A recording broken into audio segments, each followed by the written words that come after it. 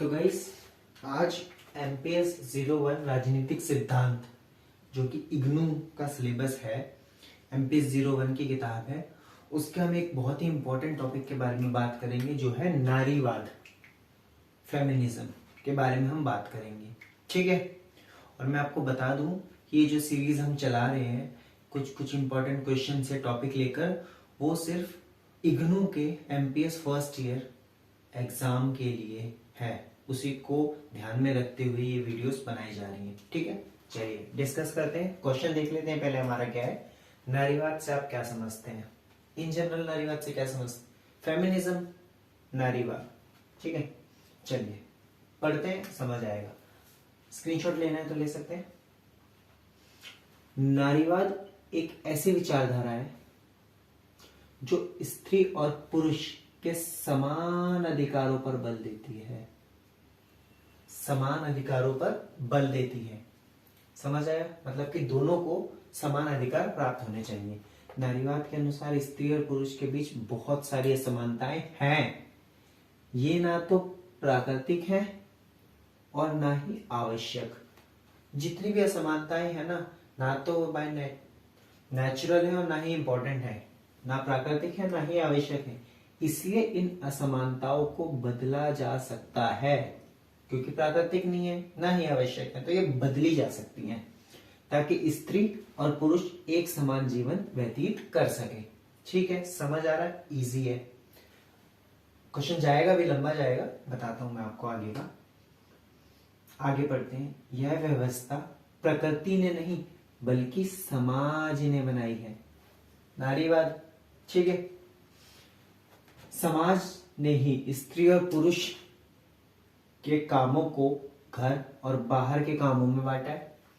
इसलिए नारीवाद पितृसत्ता, ये देखिए पितृसत्ता, मेल डोमिनेंट सोसाइटी की आलोचना करता है।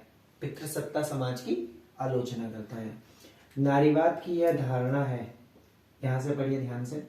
नारीवाद की यह धारणा है कि समाज पुरुष दृष्टिकोण को प्राथमिकता देता है।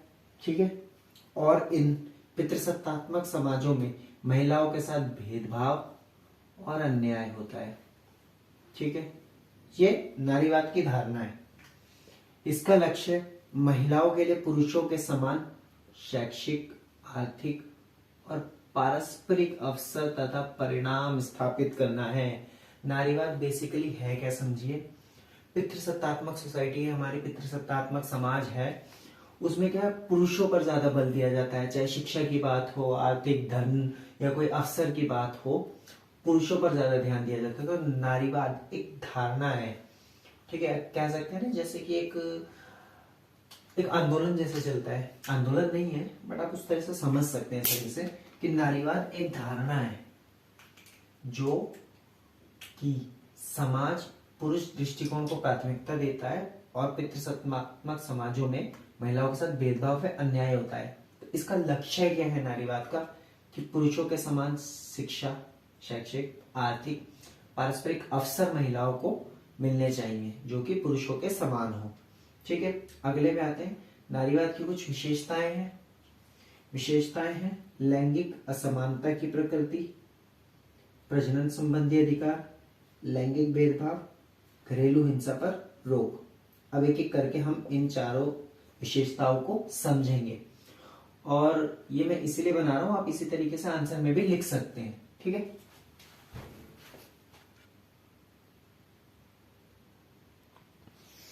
चलिए नारीवाद की विशेषताओं को एक एक करके समझते हैं। लैंगिक असमानता की प्रकृति, पहली विशेषता पढ़ते हैं। नारीवाद के अंतर्गत लैंगिक असमानताओं की रोकथाम के लिए अनेकों प्रयास किए गए, जिसके आधार पर महिलाओं के प्रति भेदभाव की भावना को समाप्त किया जा सके। विश्व भर में पारंपरिक रूप से महिलाओं को एक कमजोर वर्ग के रूप में देखा जाता है, जिसके कारण अक्सर महिलाएं सामाजिक व घरेलू रूप से शोषण व अपमानजनक जीवन व्यतीत करती हैं। लैंगिक असमानता का मतलब आप समझ पा रहे हैं कि महिलाओं को एक कमजोर वर्ग के रूप में देखा जाता है, जिसकी वजह से वो शोषित महसूस करते हैं, खुद को अपमानजनक जीवन उनको जीना पड़ता है।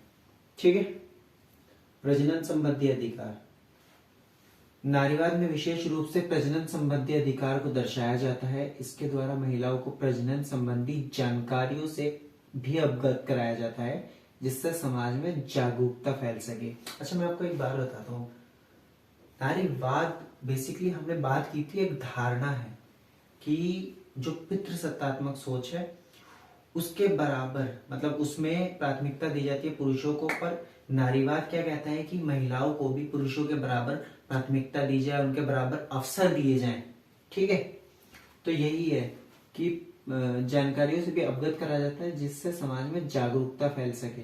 ठीक है, नारीवाद बेसिकली करता क्या है, महिलाओं के अधिकारों को, महिलाओं को बराबर समान अधिकार दिलवाने की बात करता है बेसिकली।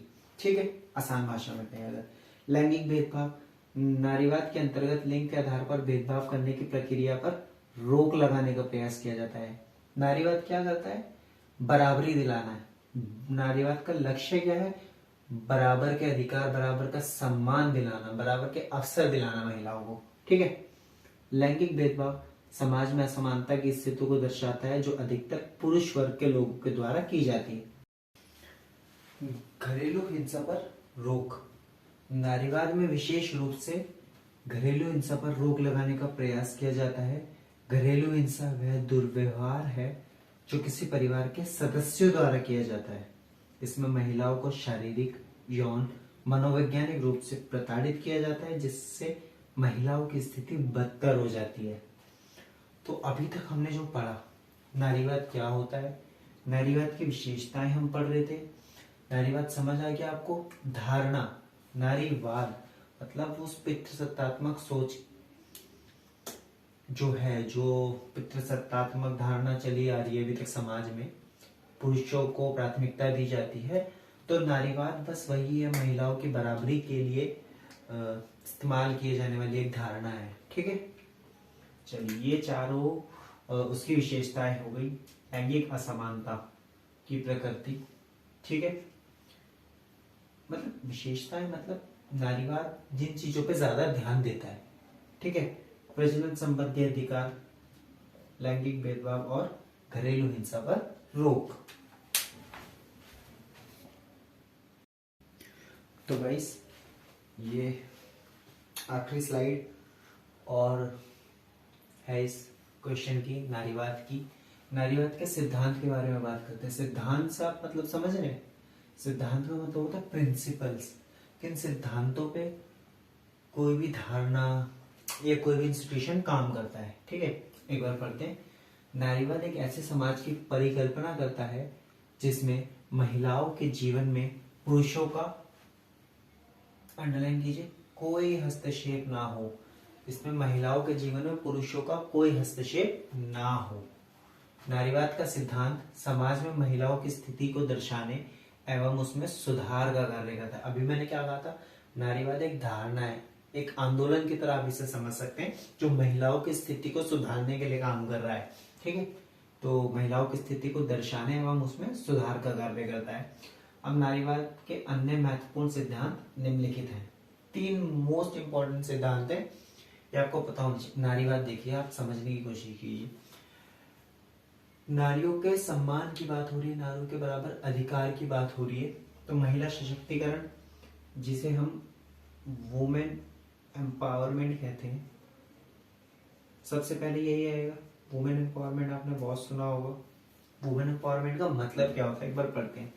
महिला सशक्तिकरण के अंतर्गत महिलाओं को सामाजिक रूप से शक्तिशाली बनाने की प्रक्रिया पर बल दिया जाता है। याद रखिए, सामाजिक रूप से मतलब होल सोसाइटी में शक्तिशाली।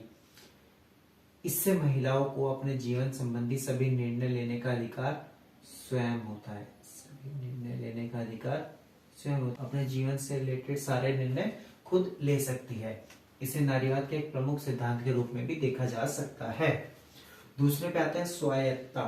अगर इसे हम बोले तो इसे बोलते हैं ऑटोनॉमी। बात करता हूं अगर स्वायत्तता, स्वायत्तता के अंतर्गत महिलाओं की शासन करने की योग्यता को बढ़ावा दिया जाता है।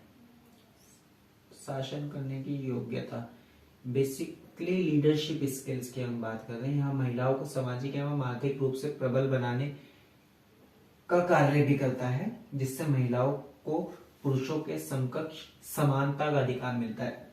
समानता का अधिकार यहाँ लिखा है ना, देखिए समानता, समानता मतलब वही आर्थिक और सामाजिक रूप से प्रबल बनाने का, मतलब वही जॉब्स की अपॉर्चुनिटीज मिलना, डिफरेंट तरीके की अपॉर्चुनिटीज मिलना, आर्थिक रूप से सामाजिक रूप से बराबरी मिलना, बेसिकली वही होता है शासन करने की।